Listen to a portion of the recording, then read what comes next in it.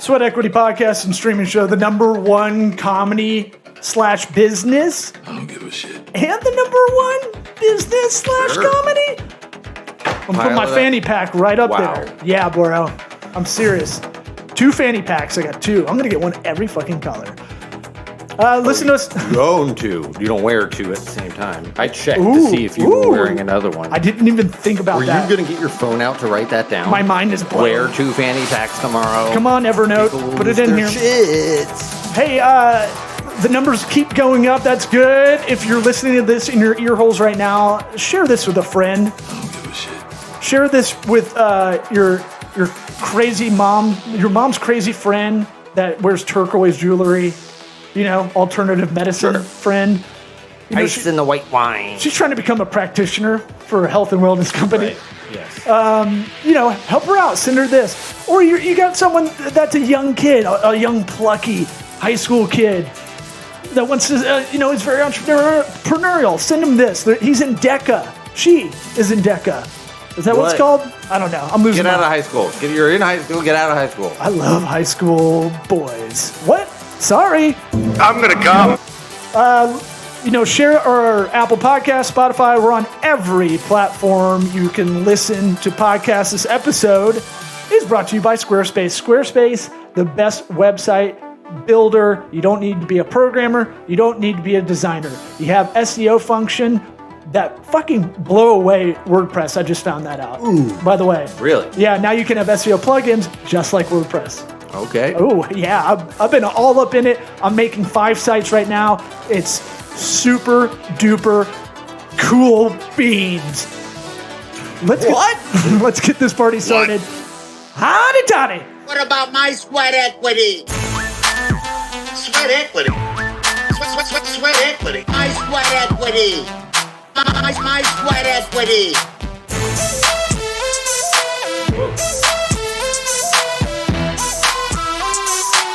What about my sweat equity? We're already recording. Just to let you know, we hit it right from the ground up. You're wearing. Look at all those books. I mean, books, but I mean, how can you look past the jacket? There's a plant in the back. Oh, the jacket. You look like a wrestling manager. Right. A wrestling manager. No, that's a new one. I haven't gotten that one before. Jimmy the Tulip Jones, the best there ever was. Yeah, they used to have the managers get involved in the whole thing. Absolutely. The glasses yeah. help too. The glasses are also right there with it. The glasses are right there with it. Yeah, That's we won't right. talk about That's right. that the whole time. We were doing our show prep because we're professional, and you're big on this jacket, huh? Yeah. So our company is Tulip Media, and we help you become the red tulip in the sea of yellow. So that's the inspiration behind the jacket. The golden. You'll never get it. Whatever. Oh, what's the tree called? Spruce. I think that. Yeah. I don't know. I don't know. Do you have more than one, or is it like Superman with like? It's like a Superman. No, I've got. It actually started out with the yellow tulip in the sea of red, and then it became the red tulip in the sea of yellow. So I do have a red jacket. It's the exact same thing, but the colors are reversed on the tulips. Okay, well then I'm gonna need to understand that metaphor better. The in the seas of tulips and whatnot. I haven't heard that. So whenever I would do presentations in the past, one of the slides that I had is this big sea of yellow tulips, right? And then one red tulip sticking up in the middle of them all. And we're in marketing, so our company will help you stand out from the crowd. We'll help you become the red tulip in the sea of yellow. And that slide is what everybody always remembered. And one time I was invited to speak on a stage in Austin, and I had no visual aids at all. So, we couldn't put any slides up, nothing like this. And I asked the team, I said, how do I make this memorable? And they said, you got to get a jacket that just screams. Use your jacket as your billboard. So we literally had the exact image that I use on the slide. We had that custom printed into fabric and custom made with that fabric. Oh, that's cool. I yeah. was just feeling insecure about like schooling and like I was like, is that part of like literature, history, or something? And I didn't remember. Nothing that sophisticated. Okay, it was just a slide. You didn't miss out on a anything. slide on a presentation. Got it. Yeah, most people are listening via audio, but you should try to get over to our video on this because we got two really good graphic pieces of attire. You're wearing. I'll try to describe it for the listeners. It looks like a nice image of a field sport coat. A field of If that tulips. makes sense. Yeah, it's a sport coat over a black shirt, but field of tulips with the red pocket square. Yeah, okay. Didn't see that before. And then yellow tinted glasses, which either looks like you're like just got back from the shooting range. right, yeah, yep. Or going to the range.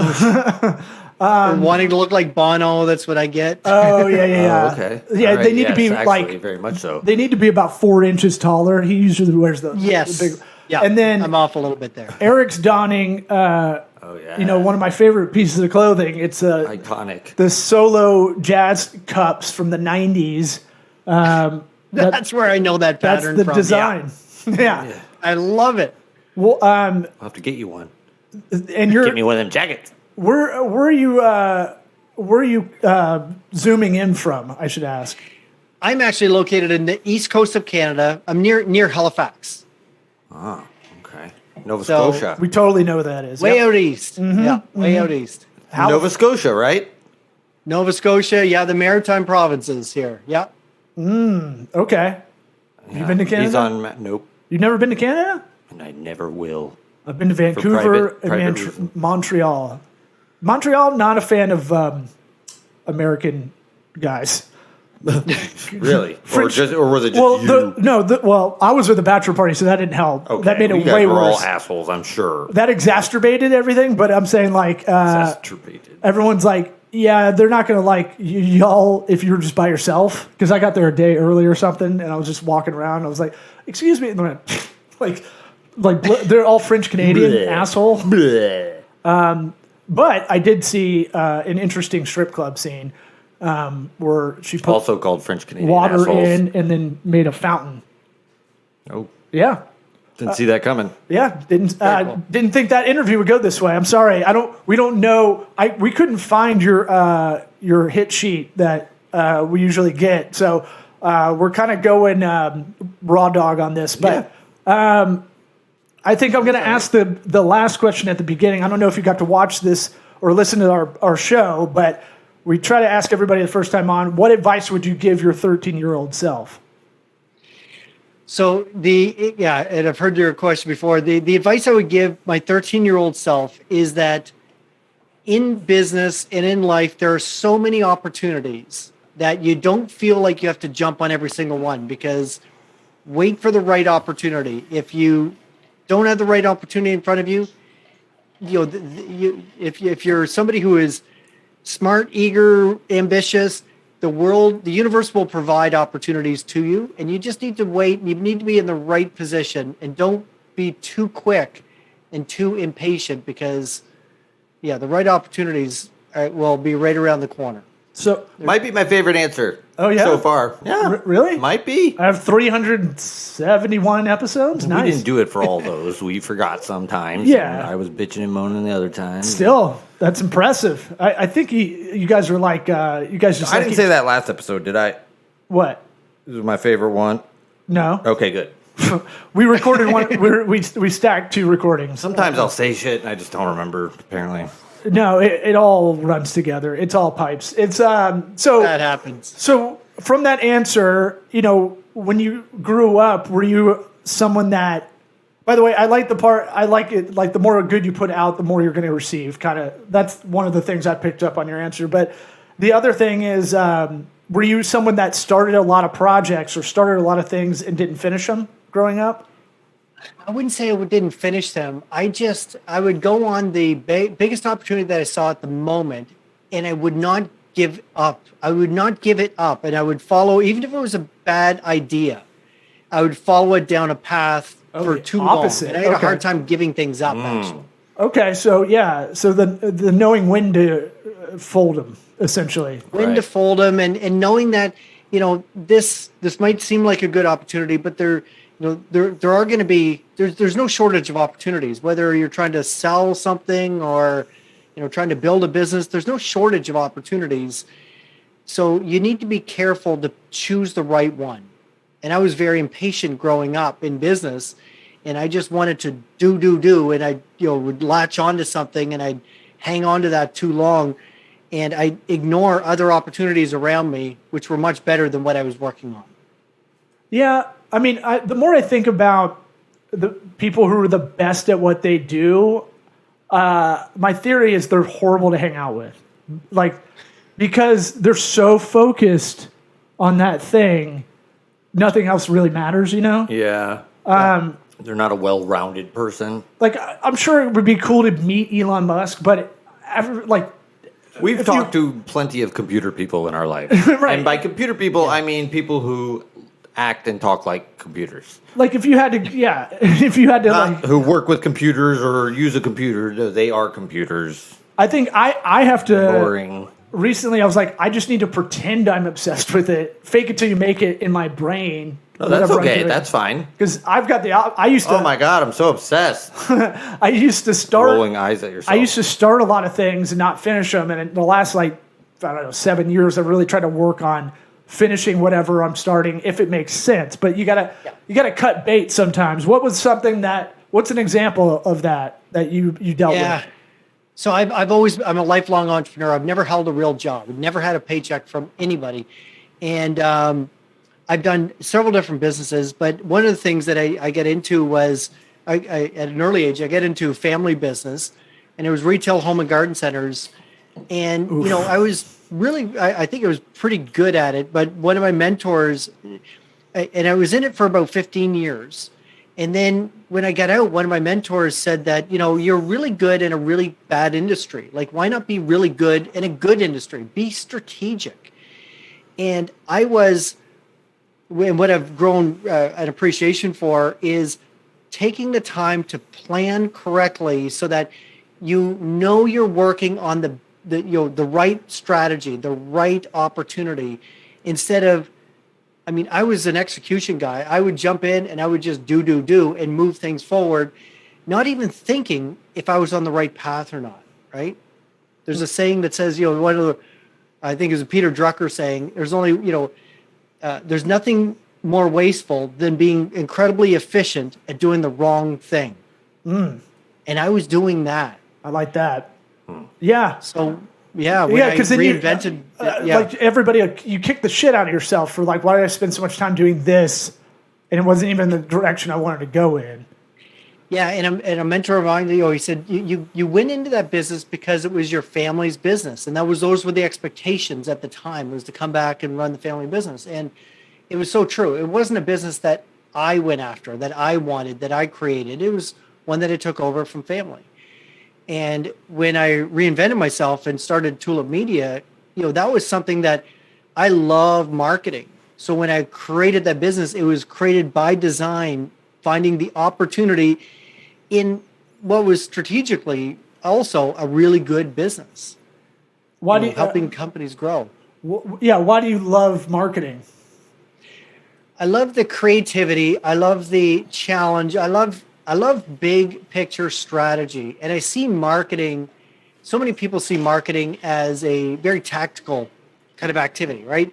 You place your Google ads, you place your social ads, you do some SEO, do all these social posts and so on, very tactical. But what I love is the strategy behind it. So figuring out, and every good marketing strategy starts with a good business strategy. So when we work with a new client partner, the first session is all about, where do you want to grow the business? You don't have a 3-year plan? Well, let's talk about your 3-year plan, because how can we help you grow your sales into your 3-year plan if you don't have a 3-year plan? So we take a very strategic approach with our marketing. And because of that, we have the services that we do for client partners are, come off a menu, so to speak. We call it it's our menu, but we'll pick different items off that to make a customized program for the client partner. And every business is unique, and every business needs to utilize a different marketing strategy that will allow them to accomplish their business objectives and and move their business strategy forward. And I love that big picture strategy discussion. I love figuring out from a lot of diverse facts what is the right strategy to really focus in on, and then the creativity behind actually creating a marketing campaign or marketing program that will allow that to happen. Yeah, I think philosophically we're right there with you. You can't, you can't execute without a real plan, and a strategy is really a plan. And if you don't have a business plan, an outline strategy will do.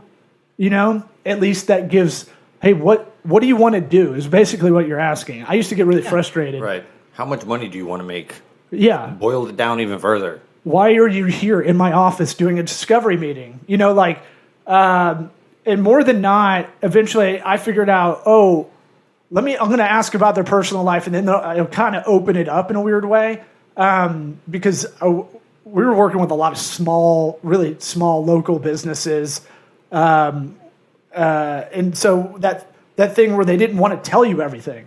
Right. And I was like, I'm not going to, who am I going to go tell? Yeah, no, it's like, do you have anybody else to help you with this? Or Right. is this something that you're going to, help with? Are you going to be involved? Or is this something that it'll be all on me? How's this going to go? Right. And and my background was entrepreneurship and family business management was my undergrad. Family business, that'll make you go entrepreneurial. That'll make you get out.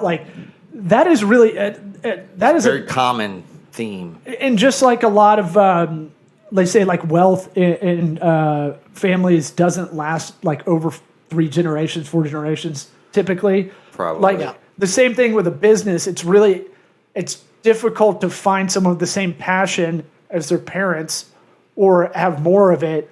Let me guess, when you got in with your family working for them, you were doing more of the marketing side, and you found that was your thing.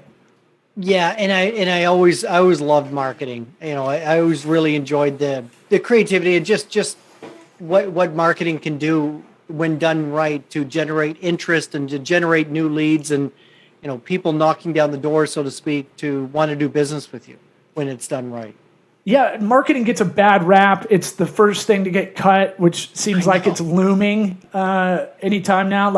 I feel like I can already feel businesses pulling back, speculating a recession coming. Because I don't know. I don't think it is, but it depends on the industry. I don't know. I feel like kind of like COVID when everybody pulled back all at the same time, kind of thing. I feel that they're trying to almost predict when it's coming. There's a lot of hiring stopped, and I feel like a lot of marketing has been pulled back from the stuff I've read already. And I always tell everybody it's a percentage in your income statement. It's not a flat line thing. It's not a cost to be cut, because if no one knows you exist, you don't exist. Right. Might Exactly. maybe spend more. Right. So I'll tell you what we did a few years ago, and this is the story that so our book. So Jessica, my co-author, we're in Tulip as well. Her Where's and I our wrote book? Double Sales, Zero Salespeople. Yeah, we co-wrote this, and the whole idea behind it was it was actually before the pandemic in 2019. We were growing the business, and it was growing really rapidly for a few years, but then it started to slow down. And we had this big sales team that was costing a fortune. We had a sales manager and a whole team of salespeople doing hundreds of phone calls a day, emails, all these outbound reaches and all this stuff. And I went in, and I remember it was again, thinking strategically, and made the really, really, really tough decision. We went in one afternoon and let the entire sales team go in one fell swoop. So here we were, a company that was still growing an upward trajectory with no salespeople overnight, from 7 people down to 0. And what we did is, when I gathered the team together to explain what we did, I said, we're going to move to this, and I called it at the time, automated sales process. We had a young student, intern, co-op student, a marketing student, and he was there for the summer, and I said, you know what, let's just, I believe we can do this. We can figure this out. And at the time, we were doing a lot of print marketing and different things. We were just really getting into digital, but we dove into it head first. And we had this young marketing guy who basically believed anything was possible. And we started experimenting, and we found what we knew. We had some ideas and theories of what worked, but we really started to hone in. And they said, well, I said, we're not going to do from this day forward. We went from doing hundreds of outbound phone calls a day to 0. And I said, we're not going to do any more cold calls as a company. No more. And what we did was we basically turned on and figured out in our unique way that we put everything together, online digital marketing that brought in inbounds. And the only time we converse with people is when they reached out to us because they wanted to learn about what we were doing. So we went from all these outbound calls to only accepting inbound calls.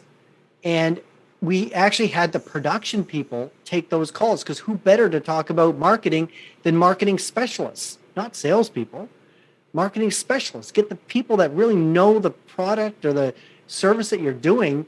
Yeah, you can coach them up. Yeah, the knowledge is tough to elaborate on, especially when you get in the nitty gritty with someone. You know, Yeah. I kind of agree with you, you know, depending on your approach, but Absolutely. it's kind of that thing, you want to bring people into your essence.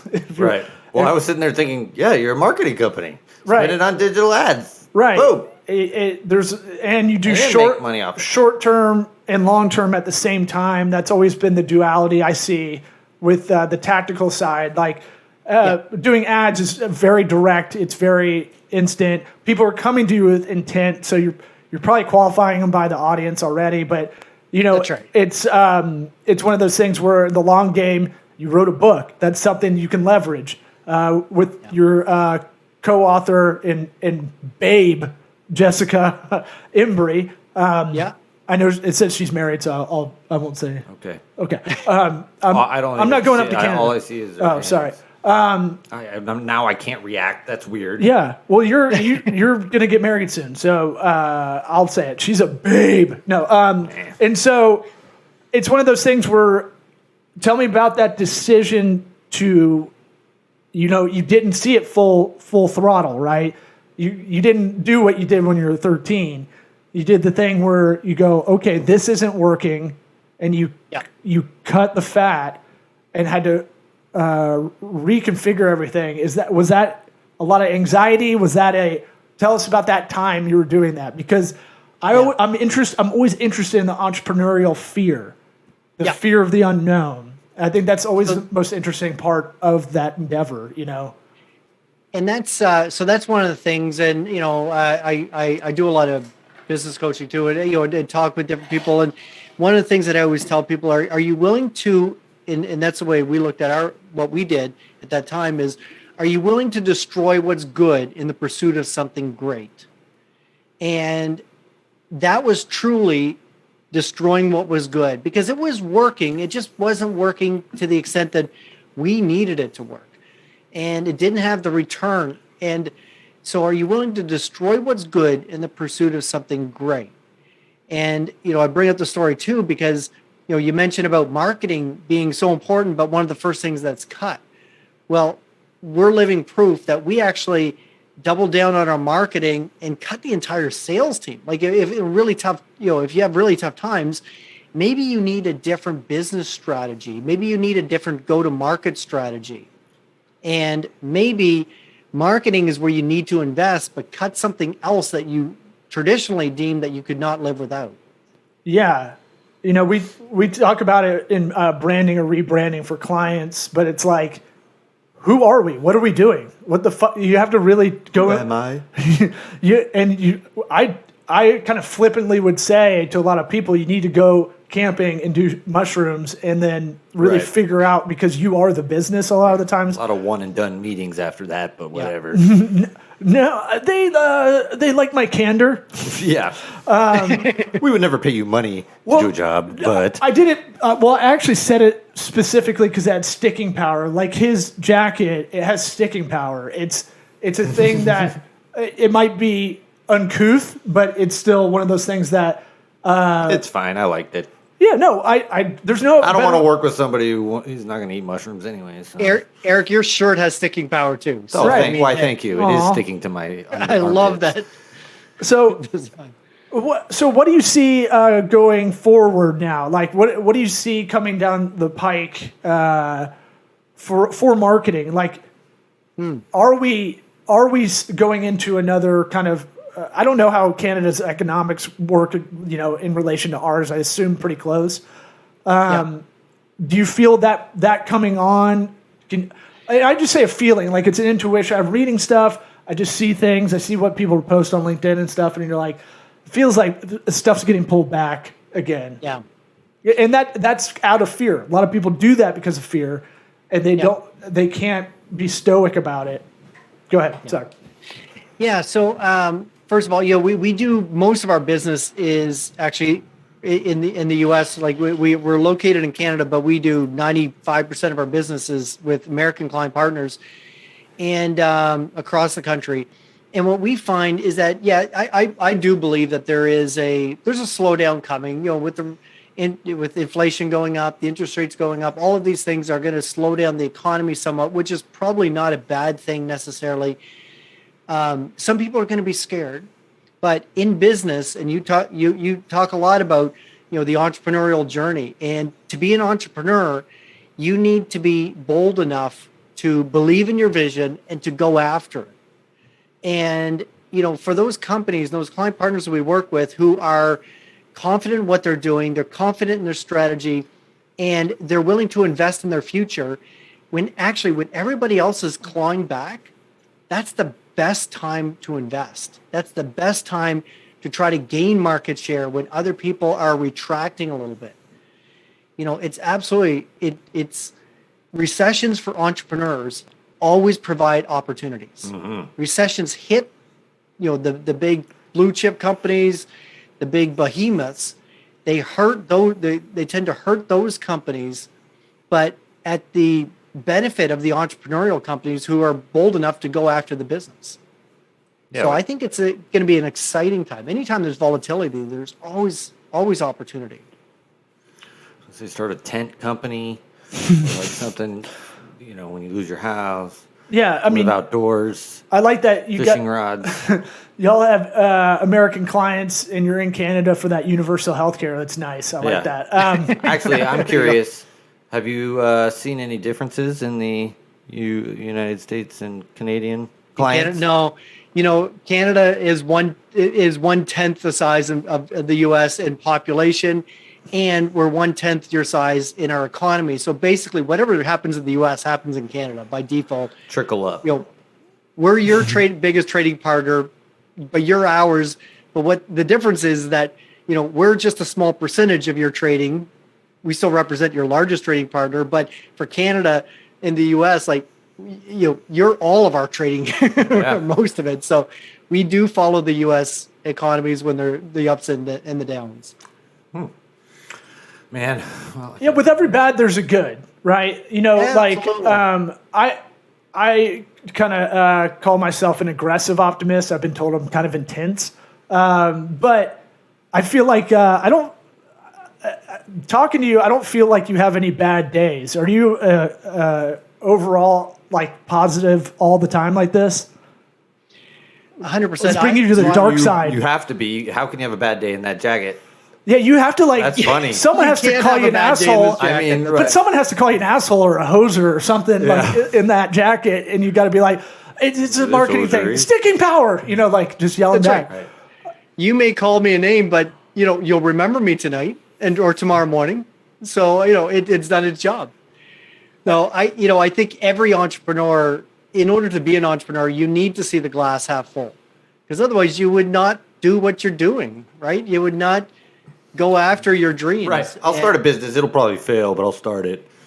Right. Makes no sense. Yeah, you have to believe in it. Yeah. You have to believe in it. Yeah. And then absolutely. And any bad habit like that, you sublimate it. Anything you're doing behaviorally that isn't working, you have to turn that into a good thing. Well, and that's another thing too. I'm a big believer in having a life by design, and entrepreneurs, they do that by nature, right? you can choose what kind of a life you want. You can design your own life. Yeah, there's a few things you can't control, but you can always control how you react to those things. Yes. Yeah. So you Very can good. have Yes, your life by love design, that. and I'm a huge believer in that. I was telling my daughter Stoicism. that. I was telling my daughter that the other Beautiful. day. I go, look, she's wailing, she's 4, but she's having a Yep. tantrum. She had four tantrums in the morning before we left for school. Somebody's keeping score. Well, I was like, this is a record. And she's just like, I woke up, I'm not having a good What's day. a record? She's like, I'm not having a good day. Oh, she knows. She's half Asian. Come on. She said she's having a good day. She's not having a Oh, I'm not- just not having a good day, Daddy. They're both funny. And I go, well, look. It's not funny. She's cute, but But no, it was funny. And so I was just like, look, this is one of the best things I can tell you, and I'll tell you your whole life. Like, you might be having a really bad day, and you can always tell me about it, but you don't have to take it out on anybody else. And you don't have to put it out there. especially me. If there's ways to talk about it and cope with it. And then she yelled at me, and I had to Right. put her in timeout. Yeah, she's an alpha chick. But It's a long con. for anybody listening, what tips do you have if someone's trying, like, we like to really talk to that audience on the show that is in the full-time job they hate, is working for the weekend, it has some ideas, is kind of rudderless. What would you say to them? What tips do you have out there? So, for one thing, if you're working for the weekend, you're not living. You've got to enjoy your life. Like I said, life by design. You've got to enjoy what you're doing every day. So what you do for a living, which is where you spend a huge portion of your waking hours, needs to be in doing something that you enjoy doing. So if you're doing a 9-to-5 job that you're not enjoying, but you have these ideas, those ideas are what inspires you. You just think of your energy when you think about going to work Monday morning, or this idea that I have for this business. Like, what gives you more energy? Because when you start working on your passion, when you start working on your business, and you make that entrepreneurial leap, you will have more energy than you knew you had in you, because you're energized by what you're doing. So go out there and do it. Now, as far as what to do, I'm a firm believer that you look at any successful person, nobody has done it alone. Nobody has. Even the solo entrepreneurs out there, they have mentors, they have peer groups, they have people that they can lean on when they don't have the answer to a question, that they can say, I'm stuck. Does anybody have any advice? And, whether that's, having those mentors, go up. I've always been a big believer. I've never had a problem going up and just asking people that I really admire if they would mentor me in one area of business that they have a specialty in or another. And people that are really successful, what's amazing is for younger, energetic entrepreneurs starting out, people who are successful feel this debt to society that they're more. I've never had anyone turn me away when I've asked them for advice or to get together because I'm dealing with an issue, with banks or something like this, getting more credit, and I know the guy I want to talk to. They will always take your call, and they will always sit down with you. So get together with mentors, or even just as powerful, get together with peer groups. So getting started in business alone, there's a worldwide organization called Entrepreneurs Organization, and I've been a member 18 years.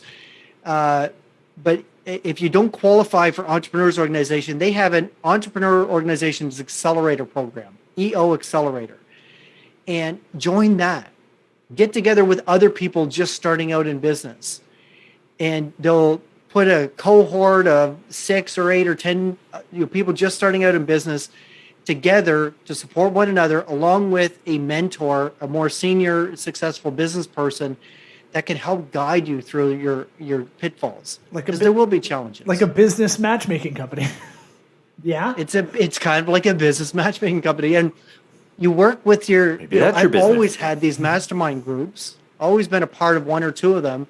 And there are places you can go to when you're thinking about those big questions, or you have a big challenge and you're wondering, like, what do I do here? I have no experience.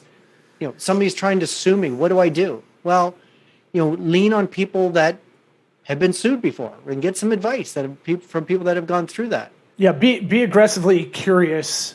Aggressively try curious. to find the answers. Most people love to feel smart. Yeah. No, look, I've never been turned down to either when I've asked for advice. Oh, from I anybody. always give advice, even if I don't have good advice. I'll give it all day I'll just long. Start talking. I just start saying stuff. No one Where wants is this it. coming from? Right? No, he's just talking. That's why I call it old man advice you didn't ask for it, and I preface it that way, and then I say what I'm going to say anyway. But I'm meeting with mentor tomorrow, Mr. D. At Akers. gunpoint. Oh. No, I'm going to have breakfast with him.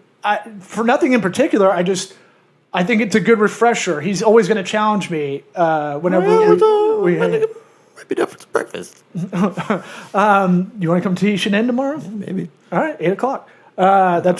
That's where all the players are at. We'll keep this local conversation off mic. Thanks for coming on. Appreciate it. Tulip Media, tulipmediagroup.com. We'll put links to everything in the episode description. Yeah, and actually, if I can, we have Just kidding. Go ahead. Nope. That's the worst joke ever, dude. We do have a page. Like if anybody's interested in learning more at tm.media/double sales. tm.media/double sales. That's where people can buy the book or download a free chapter, or if they want to talk about marketing strategy, they can book a call with myself or a free call with myself or Jessica, my co-author, and we'll jump on a Zoom call and talk marketing strategy with anybody who wants to.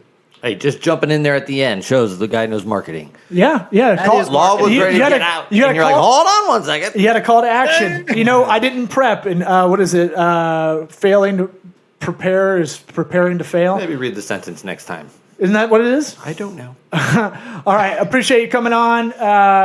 We'll put all the links in the call to action in the episode description. Thanks for coming. Thanks, man. All right. Thank you, guys. It's good to meet you.